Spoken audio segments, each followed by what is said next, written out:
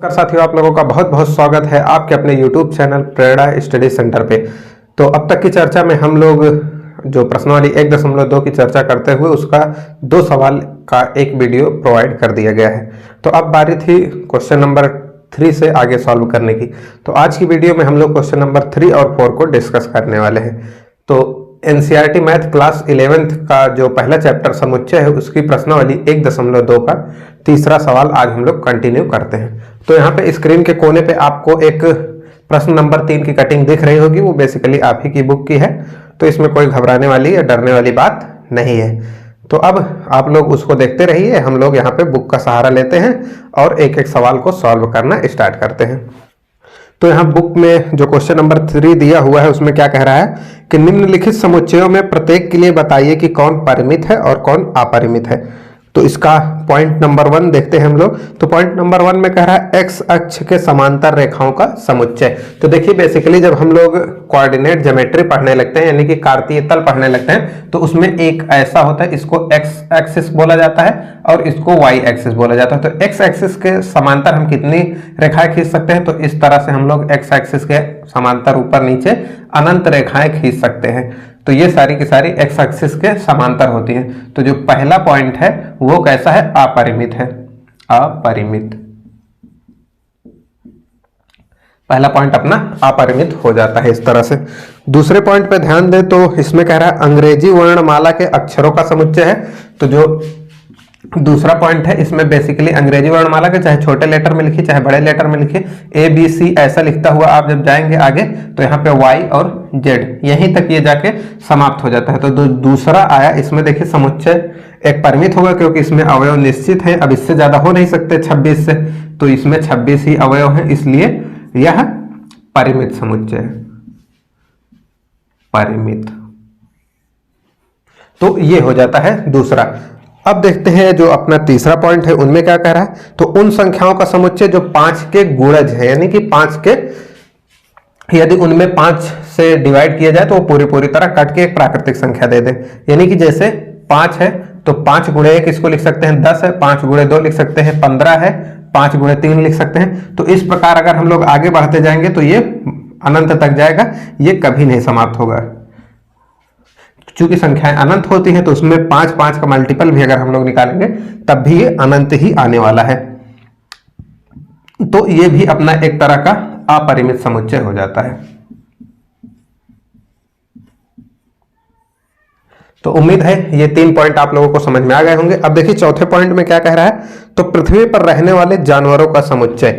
तो जो चौथा पॉइंट है वो पृथ्वी पर रहने वाले जानवरों का समुच्चय है। तो देखिए पृथ्वी पर बहुत सारे जानवर रहते हैं लेकिन ऐसा नहीं है कि वो अनंत जानवर हैं, उन्हें गिना जा सकता है। एक संख्या बहुत बड़ी आएगी, यानी कि इसमें जो यदि इसका कॉर्डिनल नंबर पूछा जाए यानी कि n ऑफ ये जो चौथा है इसको मान लीजिए समुच्चय d है, तो ये एक लार्ज यानी कि बड़ी वैल्यू आएगी, बड़ी संख्या। लेकिन ऐसा नहीं है कि ये अनंत प्राप्त हो जाएगी। तो इसमें जो पृथ्वी पे जितने भी जानवर हैं यानी कि चौथा नंबर पृथ्वी पर रहने वाले जानवरों का एक समुच्चय था। तो पृथ्वी पर रहने वाले जानवरों का समुच्चय जब बनाएंगे तो एक बड़ी संख्या आएगी लेकिन अनंत नहीं आएगी। तो ये हो जाता है परिमित। ऐसा ही एक सवाल पिछले जो उसका लेक्चर में पूछा गया था कि उसमें मनुष्य विश्व के विभिन्न देशों में रहने वाले मनुष्यों का समुच्चय, तो वो भी एक बड़ी वैल्यू आती लेकिन ऐसा नहीं है कि वो इनफाइनाइट आती। तो वो भी एक प्रकार का परिमित समुच्चय ही था। अब बात करते हैं अपने 5वें और लास्ट पॉइंट पे। तो देखिए 5वें पॉइंट में कह रहा है कि मूल बिंदु 0 से होकर जाने वाले वृत्त का समुच्चय। तो अब मूल बिंदु भी इसमें जो ये वाला पॉइंट होता है यही होता है मूल बिंदु। तो इस पर से ऐसा वृत्त जा सकता है, एक छोटू वाला वृत्त, मतलब यहां से टच करता हुआ अलग अलग रेडियस के कितने वृत्त यहां से जा सकते हैं इस वाली रेखा से होके, तो यहां से अनंत वृत्त इस तरह से पास हो जाएंगे। ऐसे ही ऊपर भी, तो ऐसे ऐसे यानी कि इस मूल बिंदु से पास होने चाहिए, तो ऐसे ऐसे, तो इस तरह से अनंत वृत्त ऐसे होंगे जो पास होंगे। तो जो 5वां पॉइंट होगा वो भी अपना अपरिमित आएगा। अपरिमित, तो ये 5वां पॉइंट हो जाता है अपरिमित। उम्मीद है प्रश्न नंबर 3 में आपको कोई भी प्रॉब्लम नहीं होगी। तो अब आइए बढ़ते हैं क्वेश्चन नंबर 4 पे।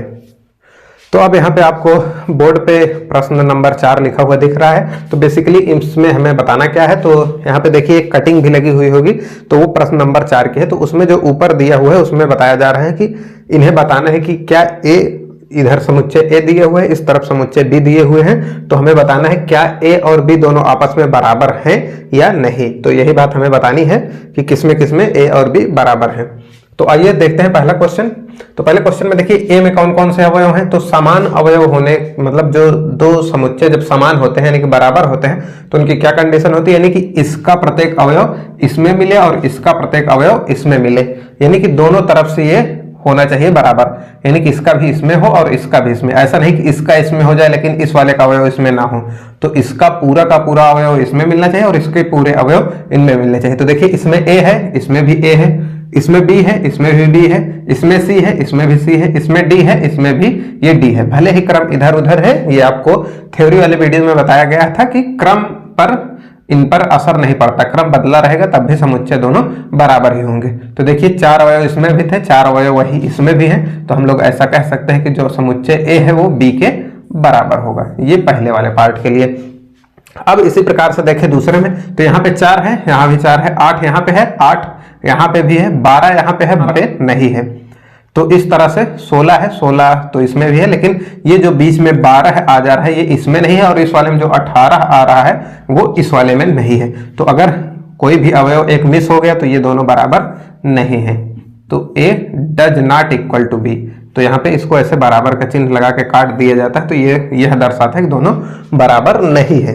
तो इस तरह से अब तीसरा पॉइंट देख लेते हैं। तो देखिए इसमें 2, 4, 6, 8, 10 ऐसा लिखा हुआ है, और यहाँ पे B में ऐसा कह रहा है कि सभी x सम धन पूर्णांक है और 10 के बराबर या छोटे हैं। तो देखिए इसको भी अगर हम लोग जब ओपन करेंगे तो ये भी कुछ ऐसा ही आएगा। सम पूर्णांक कहाँ शुरू होते हैं, 2 से, 4, 6, 8, बस 10 तक ही लेने हैं, तो ये इतने संख्याएं आ जाती हैं इसमें।